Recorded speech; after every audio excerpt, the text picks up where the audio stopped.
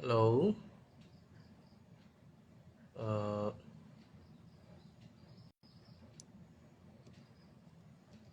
ừm, Thế sẵn tôi bây giờ hiện to kill boredom thì cái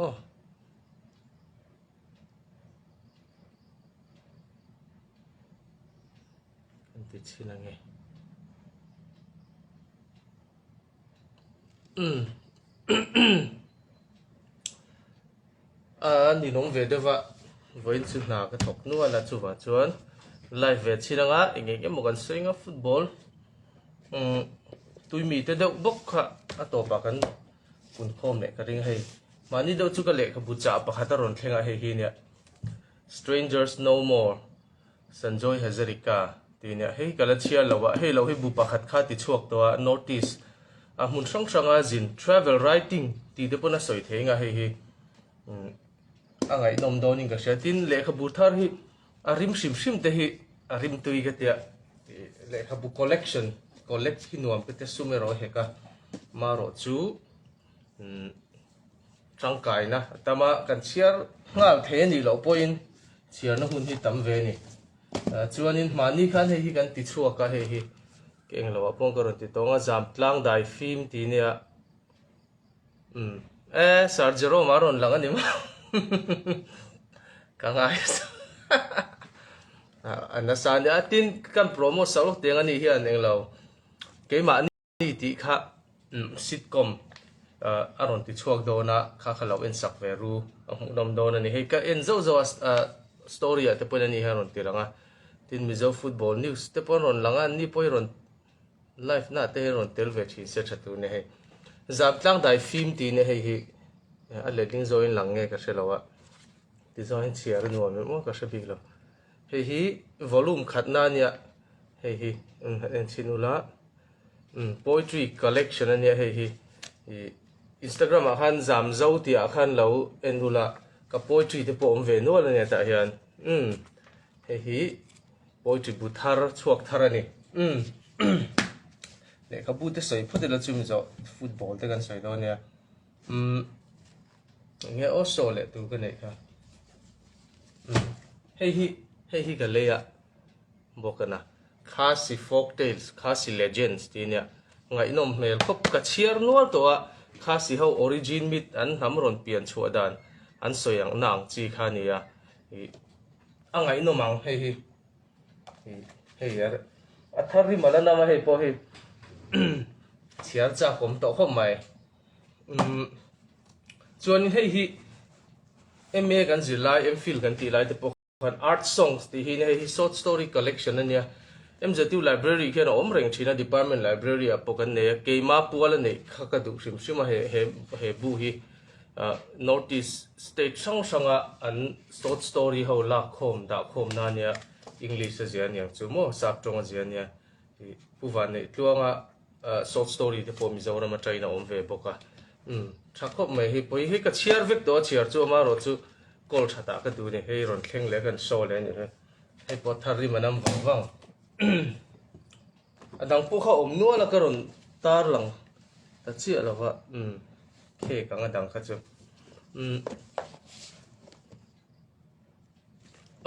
chuanin hei hi queering tribal folk tales hei hi thar ka cha thar le bokania hei hi rootlets ina am publish na tania rootlets te chu nghe đi publisher gì à pot habiar pol kho ve lami khan ni a queering tribal folk tales sang sang a nghe ni queer kan muang chi kha ania chu lesbian te gay te mo ko pui nei an pui ko pui na lampang ania chu khat yang an tales a notice folk tales kan muang chi kha tlang pui ni he poi thar ri mala nam thar ri mala nam wang wang mai he po ni zanin khia te po soi ron te helai for nil te ron te Joshua ti hian status a han Facebook a han WhatsApp a han ka status a ka manga ni zan chu Liverpool in training session Anfield an nei ka tia adik klein ka share kha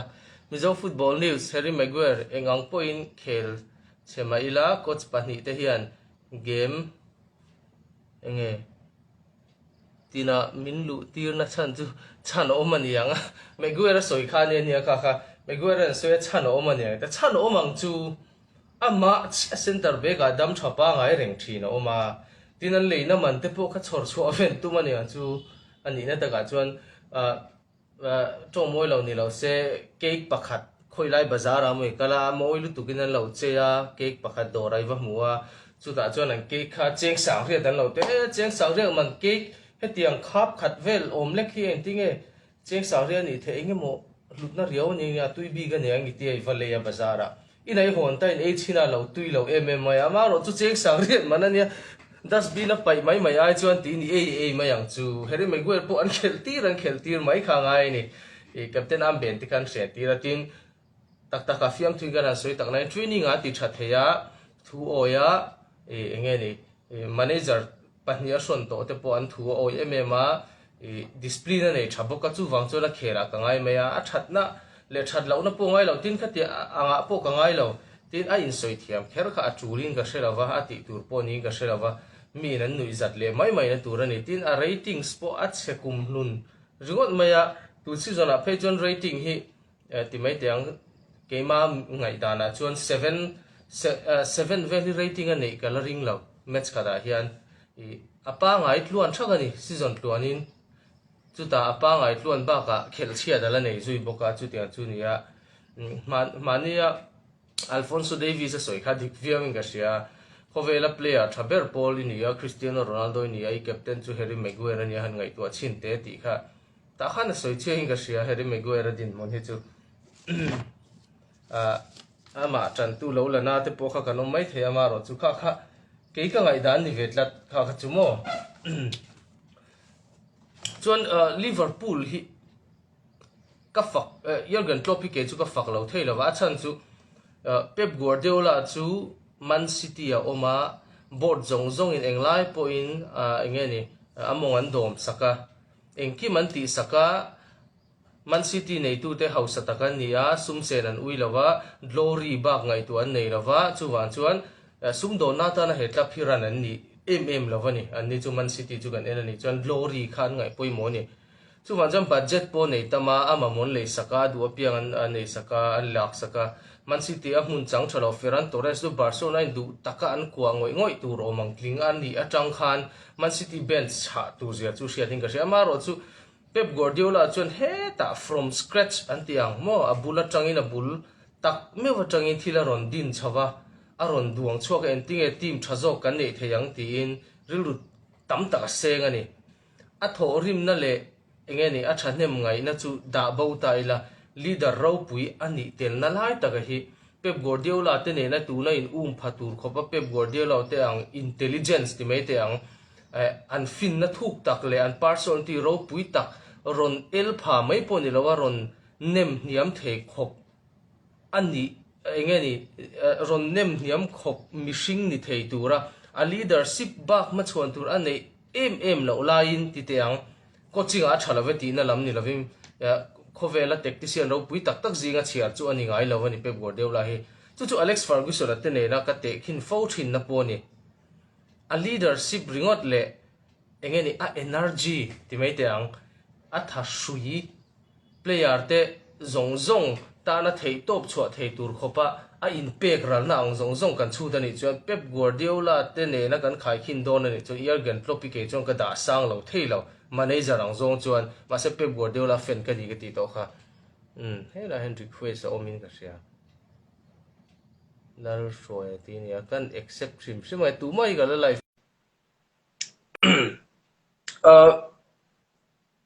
ni zani khel kha ka en chiang lawa ka en tluan lo boka tlem ba ka en lo cha chu a mu nom lawa ni anin enge ni anin ne to ko lo lut tu ka in khel mu nom ni lo big match anga kan lo ngai kan lo hma hlel ve khan ni ama ro chu an tham lo Liverpool kan in khel mu nom ma ka ngai lawa kha a performance tha ka chu Premier League club Manchester United ti lo zong hi chuan an pe chuak theng e mo ti tur khopani chu ti khop chuan Manchester United ka Liverpool laga khan an chia ni dol zorin an zor tak mewa an chan khamai an chan po atluk lo ani an chan khan ti o mang vela ni a mu nom lo khatiang khel ka chu Southampton le Chelsea in khel kan soyang deuh khan in ka sia i turu kho mai tin bel kho min siko fain tun season a nge ni anin tum masak le ni zan in tuma kan siko fain an ne a Liverpool nuai fe a anom zia Manchester United anom to zia langin ka sia tin Manchester United eng tin nge siam thatura ni ti hi ngai tua thiam ka ring bi lo Chelsea versus Arsenal Chelsea chak ka ringa kan ti tiang Arsenal tan Arsenal hi amak kho mai ka soita kan season top lama poimo huna hian an buai le thira ni chu ama pon kan seto hei chiat hun lai ne ya nge ni winter break line an chathin ti te tun mai Arsene Wenger hun lai po kan om thina tuna point Arsenal chiat hun ron thleng chho le ta ni te puna langa an khel hunu match nga kan enani pheja anga ina om lo ni Arsenal an performance pon ya chu tiang chu ni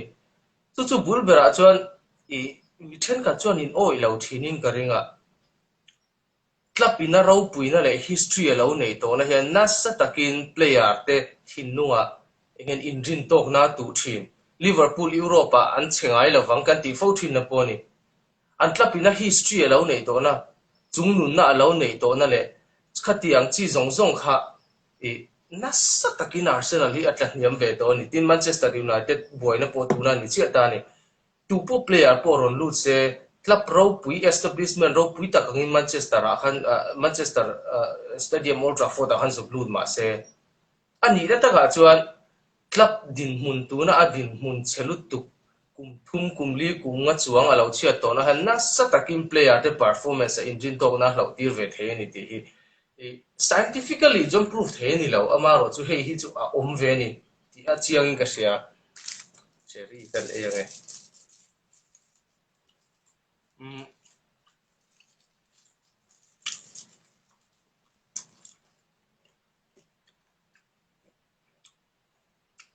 rõ này rõ mấy mèo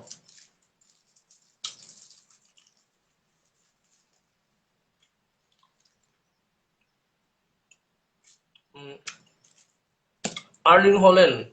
Man City akal don na lu don ti kha he chiang nai to han Eric Ten Hag kian season ni thum vela ka that pui ve thei be sem ka su lo le ma khang ka soi to life hang ka soi to kha man jang han apoi mo ben chu Manchester United din ang kal phung thak dang laman tuma chuwa chun Ten Hag hi awan nei chi mai thei ni tin anwa awan nei na chan tur pakhat chu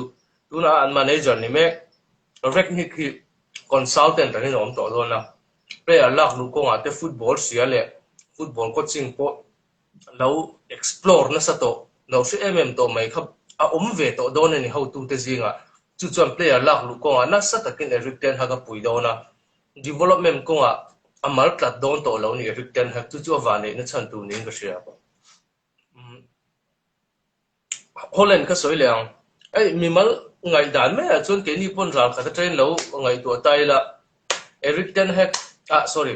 Erling Haaland Man City alu ta ni chuan Pep Guardiola an hun dei tak chung force line lo manga striker mu mal nei lo win football a khena chu ti chung po chuan Champions League a thlen pui theya Premier League a choi pui theya final thlen pui theya Champions League a choi pui theya chu mai pon lo tu na Champions League semi final an thenga Erling Haaland ron om le pe chuan an thakho pang ti ngai dang kha om ve mai thei ni pak la hisab kan chu ta ni chuan mathematically pon na chu probability hi tang kan chu ta ni pon City chan na chan si thane amaro chu tiang mai chu na simple in ka ring lawa ani khan Pep Guardiola khan Harry Kane lak lu tum lai chu mi mai ko lok tiang Sergio Aguero kha adu ang striker ni tur khan a cherre ani na taka chuan thatam tak chung a cherre ni adu dana chuan striker number 9 role lo play po ni se atul huna link up nei thei turin midfield ten link up nei thei tur le asira wide player and winger an inverted winger ten alaya chance ron mu theina tura lawin hong thi pass thiam mai link nghe ni khun zom tu lei poi mo tak ni tel thei tu a chu huna ron tlan kir thei tu rang striker ni tu khana Aguero khana sa takin a chera chu Aguero khana zong in ati lo ting thei thei lo ni chuan nuwa Harry Kane na double a Harry Kane na du na chan chu tu na Tottenham Hotspur kan hu mai nga asi sanga azia te kan sia chu ti ang striker chu ani hian a zong ani chuan in tu na ron lu le ta se Erling Haaland a po chu tiang tho chuan tu na hian cher atum karinga tin tu lai football kan khel mekina a chaw telani player pakhat ti mai tiang player pakhat goal bula ding reng cross local head goal emo mi na thu ball an pek lo pek goal tu ringo striker nei hi in dai lo na to ti mai tiang an du lu tuk to lo ni chu wan chuan e tu lai football khel tam jok a striker number 9 lom top goal ria chil ang chi kha tu mai ran du vak to lova Erling Haaland po hi City aron lu tani chuan ain adapanga yang ain siam re manga yang Pep Guardiola hnuai hian match lian zong po a khel vek kher lawanga tira chuan chu tiang chu an din hun tur ania Guardiola hain a system zo khi ada lian zo ka chu system a chuan Erling Haaland hi thun lu zok atum mai ni in ka sia tu na hian chu ati the ni chuan City chu khi ta no mang mà sẽ chú mình xem rem chung rồi chú lem chú anh hạ thấu chú anh ai cái ring Erling Haaland cái rong looting goal thun mà sẽ aduang a desire rằng thì mấy đảng desired striker aduang anh ấy thấy nó tụ chuan Erling Haaland à rồi nhìn adap chung lem chuan ở đây chầu về lệ dễ đòn ni tiếp bên là ngã rồi chú Man City chú tu ra chuan tổ lệ thấy bên nhìn cái ring tổ lo à begin Arsenal Man United thì về hậu duang tan chuan i khoi le the an ni in ka shelo don na Real Madrid City Real Madrid Chelsea UCL second leg ka soi ka chu channel a hang ka soi to khong ai lo en le mai ula rei de ro to boka chuanin kha soi tama Indian football te po soi kai cha poma Indian football ISL in nge thlen ti te Federation ay nge buena ti te Manipon Praful Patel AIFF President buena to ka atam hun chung tur ai rei to a mo kum tam tak chuang chu man chuan kota complain an the lu ti te po kha soya oma achan chu Indian football buena chan bulpui ber chu power thar san tia thu nei na du awanga tui hana abig takin Praful Patela anile zora tin Indian Sports Association tam zo khi infiam mi te in mai te ang infiam mi te in politician te mi nei nun chung kwa te in rol tam na ni wa hen ma son le theilawa tun ma sang ni les paruka inde na coach an chor thae me Bob Houghton boral tania chumo ani te po kha a thae me ma ground ball inde na an khel thiam chho tan na chan ka Bob Houghton ani neru ka pa te ron champion puya team Asian Cup te ron qualify puya ka tiang khane ma se ani po kha ban chan chu AIFF lam buai na thau ni AIFF official ho buai wang thau kha ni chu wan chet Indian football buai nei thu ka tura patela kan soita India Football Federation President po kha ata mai re yom to in thanan huai hot box si lo ni tu na hian i pandemic an chuan lama kan in thlang thei lo chu ti ka tin te ma ro chu hei sia kianga chu mi nu pan in thana lo om thei si lo wa kha wang khan AIFF chunga mi an official engeni an member chen kha thau ka lungoi lo anom chho mek to ni tu na po hian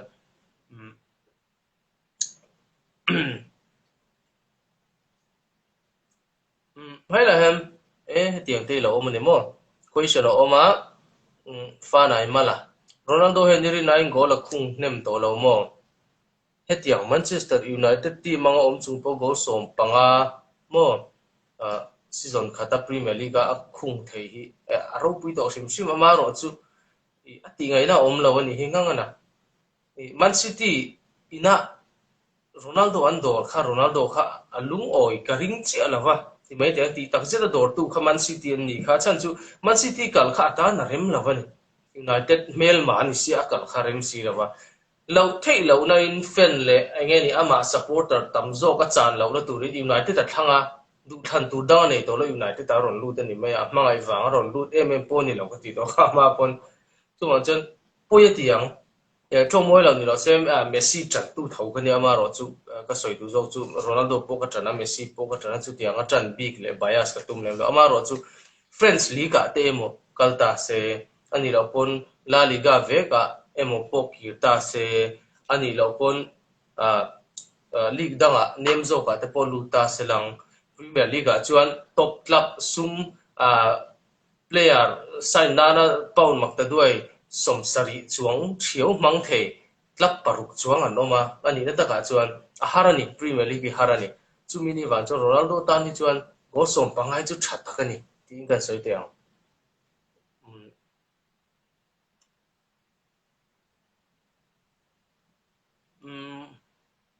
Rhys James si Arnold le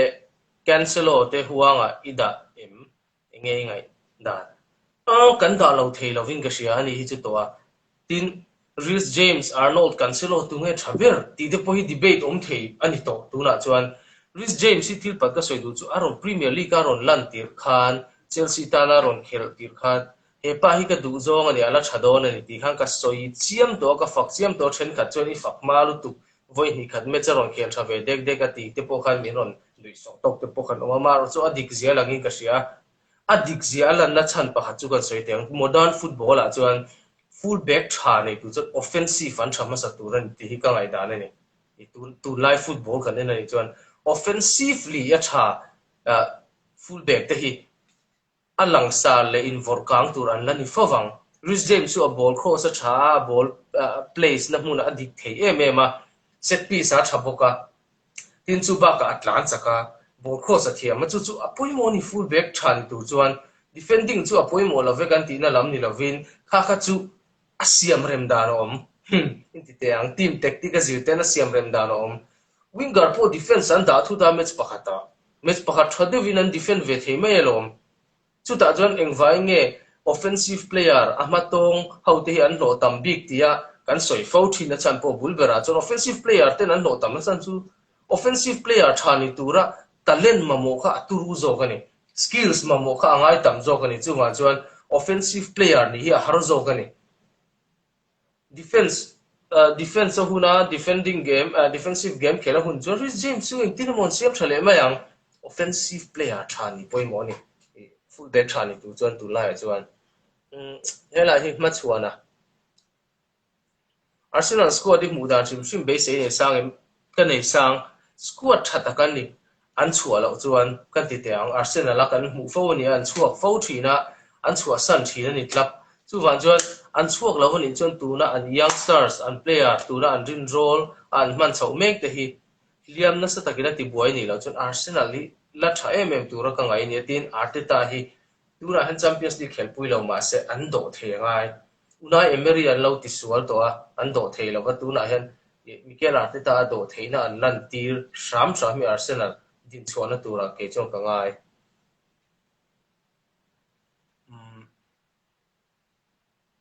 Messi Barca a let na chance a lo chu ka ti lova amar chu let ka ring chia lo tu na ri chuan season thara po let ka ring chia lo PSG a ala cham ka ring ke chuan e lai zo na daw mi ke e chu ten ha ki fui ring em ni ching khan ka chang to e chu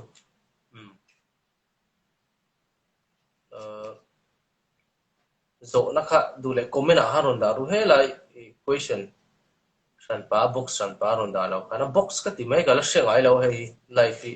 ka ti kha da ke en khat boka he te va me je ka boi tha David Moyes and Declan Rice mana soi kha aphui ti reng em no comment kha chu oi om lo tu amaro chu oi om lo tu kan ti rol khan ka soi du chu pandemic ka kiang to a tu na chuan i om ti na chin po om le tlat mai a kan ngai to a tau chu ka tla ti thau chu mi chung pon amaro chu chelan du ni chuan tun ma paul mak ta doi som thum man om vela kan ngai thin tu ro mang khan ya Declan Rice su kum som niam ta vela khan chelan du nan le aman tau bera shalan du ta an du nan vai ho pon thilan zorin sleeper lo zor ta se hi exam an nge zathu man te kan leina tak tak chu to pa chun za som nga vel ni thawang deu khan ani po hi paul mak ta doi som thum hu vel tu ma paul mak ta doi som thum hu vel ka paul mak ta doi som ngan chiarang vela khan ka nga ya tun ma sum hlut na le tun lai sum hlut na le pandemic liam ta ka chuan sum hlut na kan chu da ni chuan ani na ta ka chuan Declan Rice te ang chi kha tun ma khan an le ve tho ni pon mok ta doi za velin za som nga te tuna soi oma se za chuang vel omang chu ni tun lai sum hlut na kan ena ni chuan tin holding midfielder demand hi asang empty hi an sheve to ni inga sia holding midfielder poimo zia le tun modern football holding midfielder thanei poimo zia hi an lang zeling ka sia tuna po hian chu wan cha an man poi atau zeling ka ring holding midfielder hi zo na ka omle Man City nge Liverpool champion irin Liverpool ron chat chau dan le aron form chau dan le momentum an ron nei turu dan ka ngai to hian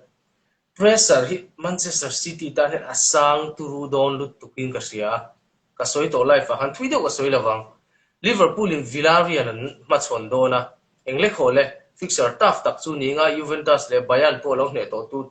lo hne to an ni kha chu kan thia amaro chu Real Madrid fixture Real Madrid ma chon a jo Villarreal ma chon khala all don sim simani chu wan cho Liverpool hian Champions League game tough lut tu City nan nei ve bok awang hian advantage an nei ka sia City tan pressure na sadona chu pakhat na ni chu ti lain Man City an champion colorin zok thauna chan pakhat kan soile teang colorin zok thauna chan chu Man City in pressure an nei kan ti rual khan he club Man City nei tu te hian Premier League ai ngai poimo an nei Champions League ani Champions League a hlotlin chau hian du tok mai ni chu chuan na sale zolin kha pressure kha alak kian sak ve thei thawani City kha Premier League an du lo tope ka ti na ni lo an aim ber chu PSG de pon ni thau heng arab club ho sim sim Champions League an ngai ro pui tin a ro pui boka kan sia chu wan chu kha khan na sa takin pressure chu alo lak kian sak ve deu bukin ka ring tin ka soi tiang City bi ka chuan David Silva nge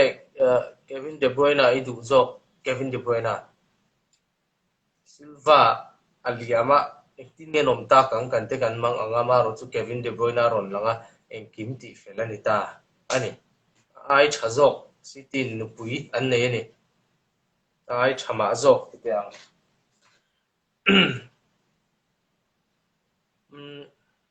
nan zo na ka no mi se Spurs Mourinho adin hun ang thau hian Conte hi a omi ringem an board lam thiam lo ani lo mo an din mun na thalom Spurs tu na chuan an din mun na thalom Conte chu amaro chu future chu ka selawatin arma khan ka soi to life a khan Antonio Conte po khan Spurs sa cham ring kha tum lem lo ni na langa Spurs zom chau da na te po hian cham ring kha tum lem lo ni in ka sia na thazo ka tho theina le ama in cher siam nan at huak ti siam nan Spurs hi zom ni in ka sia ti lan squad a lo thave a ani chu an establishment po mu mana pa nga chu ma chuan Spurs a hian kun hnu na tum lem lo na tha mu chuan a chok le mayang chu zok chu ni board ho hian an support thavia min ka sia zok a tu na hian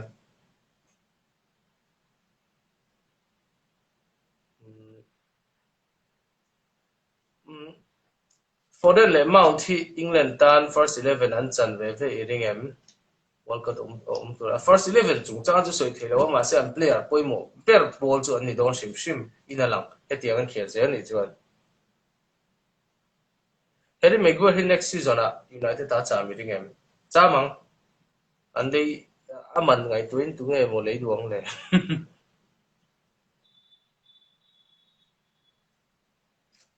Ansu Fati a hian sang tak be se tur ala thei ni siam ome a tin ka soi fo thin ka Arsenal le Barca te tin mak deuh chu in sin sia ve ka sela wa tu lai hian youngster tak ron chok turi an tamania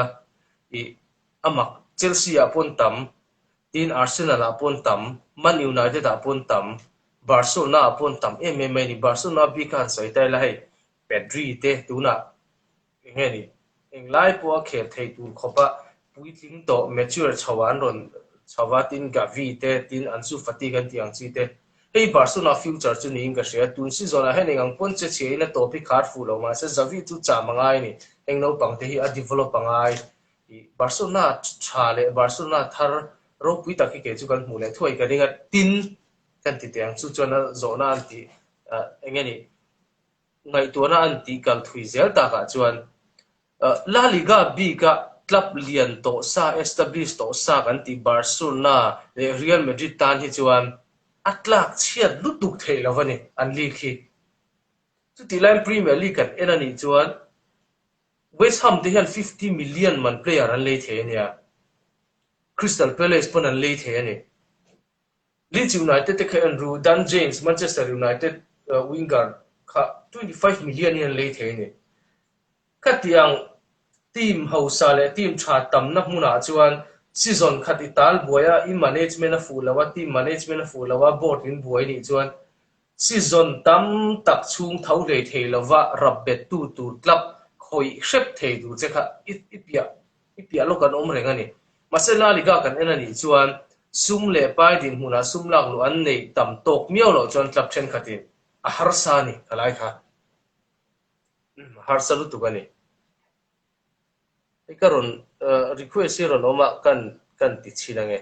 chanchu tu mai gala live puilawa ron lang dui nong phot chuan poilo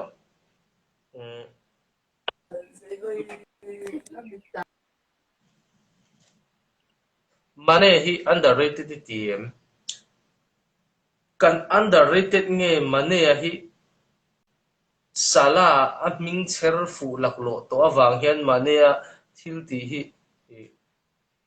sala engeni choi moina hen kan mang zel ti te po hi zo na om theng ka sia Firmino aron that wang lai te pon ani che chu tiang chu ni ama ro chu kan ti tiang man ni zana mane an assist tururu tuk sala pek te ka apui rem rem ani he player hi tu ma jan southam to na om lai khan tlan chak na ran go thun thei mai mo ka lo te ama ro chu alo ni lo he pa hi creativity po min mu tir tam to e na ro e chu tiang chu nia mane that zia hi kan soi tam lo media te pon an soi tam lo Mohamed Salah wang te pon yang e tin tu live football ngeni en tu sim hian in ngeni signature move nei kan ti ang chi te mi bum moi kan ti chi te performance ngeni statistic ang zonga thade upo nei lem lo ama ro chu khel mu nom sim ang chi te hi kan ngai zong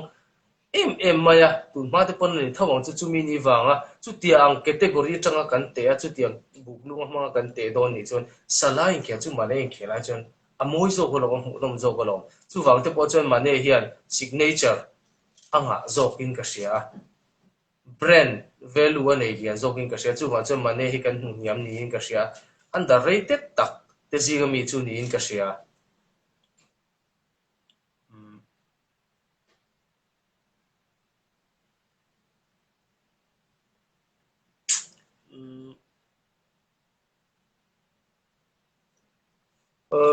Mike Manchester United thì ăn thổ chua lệ ăn thổ chua lệ như thế em ăn thổ chua em mang thổ chua chú ăn club value sim lệ có về là fans ăn ngã zia cái ngày tuổi này đúng không ăn thổ chua lâu thay lâu hết tiếng establishment liền tổ hết chú ăn thổ chua lâu thay lâu âm mai rồi chú cũng mình dạng nghe ăn nghe này ăn lúc sau bằng tí rồi cả khắp mỗi cái xia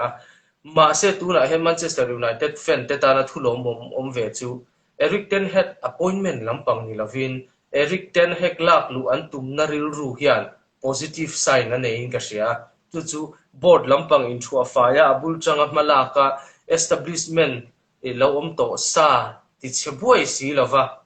until lo din to sa zong pai bo si lova club hi he lai monga changa ange chui chu chulai changa din chau chu an tum ti langin ka sia board member thar anin ro dante post thar anin siam dante tin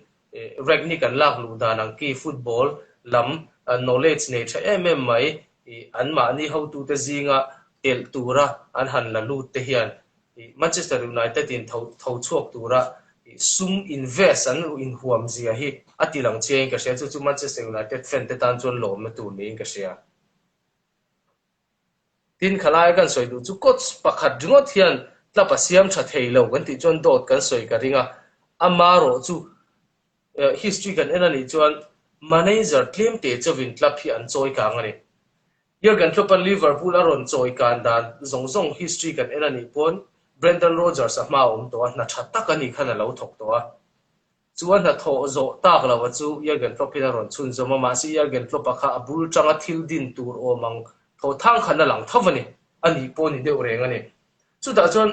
Liverpool ron that chu theina chana po Jurgen Klopp pakhat na chu ani ama ro chu pahni na chuan board thovin an kalpung tha kan du na le manager kuta Jurgen Klopp kuta thu nei na tam jok pek an du na ril ru le board decision a wanga Jurgen Klopp duang thala che theinia chumi na shin chu Liverpool ron resurrection aron tho kan le na kha ani ta thovani chu wan jon board anin huam lova board in siam reman du lova kong thar zo an du lawani jon manager pakhatian ta pathak theilo ti hi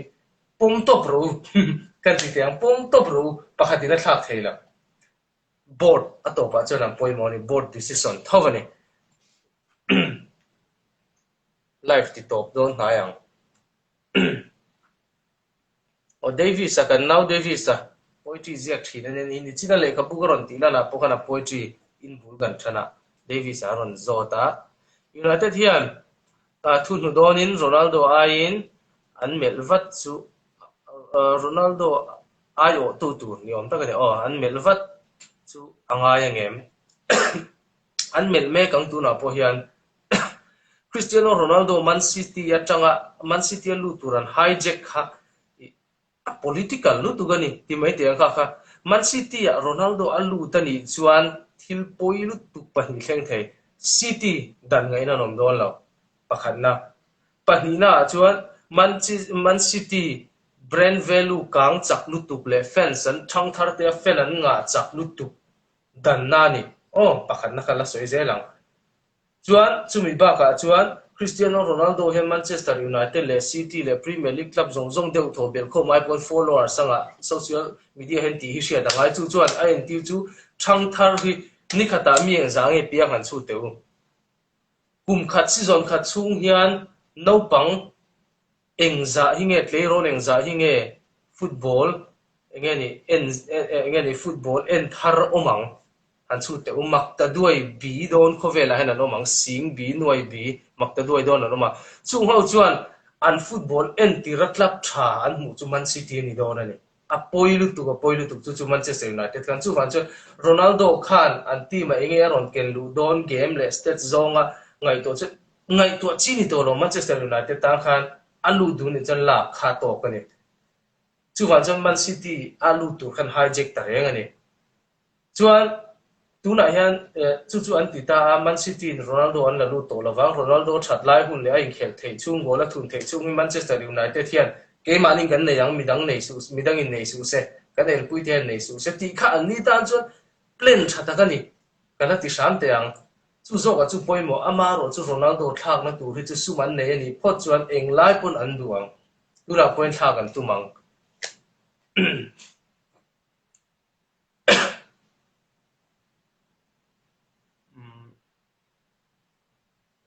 Man City nge Liverpool champion rin ti de chang to Holland City dan sign chuan game over ani mai angem ama han kalo soi to he chu game over ani chu ka ti top thailo ama ro chu Man City han that dan thurian ngai to teu an thadon chu ba ka Holland sign nan hian a ko ngani buyout clause kha an tinung do na tura hian an tlo nungan tinunga inglo ni chuan Euro makta duai som sari thum ti vel ba khanan la don lawa ma ro chu mi chona ken tel tu chu a hlo hi kar khata pound nuai nga vel tu rangai ni a pound nuai nga ni chon kar khata kum khata chon makta duai bi tak me hlo do na chu ta chon sum tam takan seng do na tin chu mi ba ka chuan commission agent commission ante agent how fee khan pele nual bokanga ani hi mino raela ani kha kan siat kha chuan an pe tam don tin chu ba ka chon bonus pe chau don bok chu Man City hian Holland hi an la tlom don lo chu ti rualin tu lai market kan enani chuan Erling Haaland ang khang zong a hlo te a bonus zong len chu ta pong mak ta doi zan ni nuai lam panga an la lu thei tu hi chu Man City ta chu deal thatta ka ni don thawa player dang lei thei tu pon chakna an la nei don financial power anh nghe strength an la nei don ani ki chu city la om na cha le na zual tu chu ni kan la om le zual na tu chu ni ka sia an tong zual reng mai kan man mo se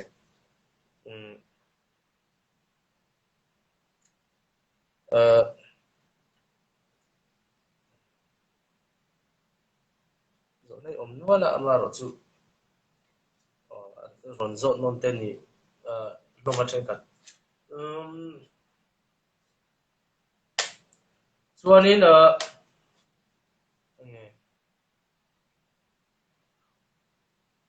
hei chu kan chang to Holland kan soya chu ti ro chuan Mbappe khong e kalang ti zo na hi tu lai la tam tho ni ka sia PSG chua san do lo chu Real Madrid ta niang ti hi ngai da ne tin thil pat ka predict fu ve de ka ti chu ka shabi ka ti na ni lovin Man City ni kum ma sa nge ni kum khan ni kum ti khan ka sia Man City Holland chu ka lang tin ka lo soya Waisen tak khan ti mai te achan chu ka chut he te kan thlir Man City lo kha akal na kha em lovani ti mai te ang le a dream ama du tu so amang le a agent te kan thira mi ne roi lai na adu sak pui tu ro mang ama mo zong so ka City hian an nei kim ni kha la na wangin City akal ka ringa akal don tareng ni ka she Mbappe po kan soinon lenga PSG cha mai cho Real Madrid akal ka ring tun Champions League campaign Real Madrid din hun kan enani phei chuan Real Madrid alu hi ari nom le zoling ka sia no pang mai la nia kan ti te ang chong ngoi la ni lo se kum som hi le pathum chho error chaw nia ni thum hi ni chaw la nia chu van chuan an ni ang hun som ni thum ni li ni nga chaw hi chu ambitious hun lai ni ro pui tak sang tak khen du na ro pui tak ni du na ina mishing ru ru na ne lai nia tin Man City sorry Real Madrid alu khan PSG nei khat eng ma chan tu ra nei lo wani ai thama zok so ta khan nei tu ra nei zo chu wan jon Mbappe ta ni Real Madrid ka lo na chan tu ri omin ka shelo ke chuan VLMR quadruple so ye hun hun ta khop mai Liverpool chan tu te tan chuan League Cup an choi to FA Cup final an thenga Champions League semi final an khel do na fixture all samjok tu ro manga ngai theya anom boka Premier League point khat chen in thawa khelalo om nuala te maloma Man City pressure an nei sang to boka tu hi ani na taka chuan Liverpool tan chuan nge ni momentum a that wang lai ni City te chu an mangang an chiri nge ni an tal buai lo thei lo mentally in Liverpool kalvung lu tu khi ahu phur om don lu tu fiam thu in ka soi chin kha in clasia ka bike in clasia re in pressure nei tu jok chu atnunga tu ni lovin mi ma chi atla tu jok khi ni atnunga mi ten min le pel hlau reng in kan khal thina atnunga mi te khonge anom ti sia tum re in hun kan mang thina chu chuan kan energy ala zo thina ni rider na ra na ka ti chu professional rider chu an ni vek khel lo mai thei ma se ke ma mi mal ton bi kan ya chu wan chon Liverpool atnunga ron ring lu tuk le thom ron nei lian lu tuk khi pressure lian tak chu ting don ani khodana minute ni za kan ti lenga kan to kang Cancelo nge Arnold Cancelo hi complete joking ke chuan kala sia ka chef fana tun season performance bigger try kan te ni don chuan kan ti te a versatile boka velam ding lama theya tlapina amamo darang zel tactic ina amamo ang zel in siam rem thei ni ka sia chu ti lai Arnold offensively chat je hi pui takani ti ka soi top te ang pui takani he ero hi chu Cancelo laka chuan offensively chuan ala tha phase of king ka sia amaro chu complete ang zong kan ena ni chuan ke chuan Cancelo kala da sang thawni season na tanga te in triple ve shama na Liverpool ho chu aron tia mun siama nge mun sanga mun sanga ya ma se ka soi ta ka ke chu triple ka ti khan major trophy FA Cup League Cup ni lawin FA Cup kher ka ti khan kala lui ne ke chu FA Cup Champions League Premier League ni ro set triple kan ti don chuan kala ti shama ni ole anuam khom mai hei IG a kan live kha ta garon ti ve a football kan soi char char le po ka heta po hian ti mai te ang chuanin kan man te ni chu channel a te po kan tinga ma se Instagram ai chuan formal run lo hian ha dam de vin hei ti om mai mai se mai mai thil ei pa te po hela ti the chu wan chuan anuam bi ka tia Instagram live fi ama ro chu mi zong zok ta hai kanom si lova mi chen khat kha an tel ve cha karinga YouTube lama te po ron live ta man tu manga hei ke hi zin tu kan hi wangin tun nak tu ke mo tu le ti ve te ko ron live thei do lova ma di to ka pathian zara ti mai te ang buai te hi pathian zara ne pathian zara kan buai chho ve nok nok ka alo mom lam ani chu chuan chuan helai aron en tu te chu YouTube po om thau khai ni ka ringa khalama te po hang kan mu le don nia kan live kha kan ti to panga pathian zara kan dama pathian rema ti te chuan YouTube lam panga te po kan mu le don nia ole zavain rồi tùy việc ule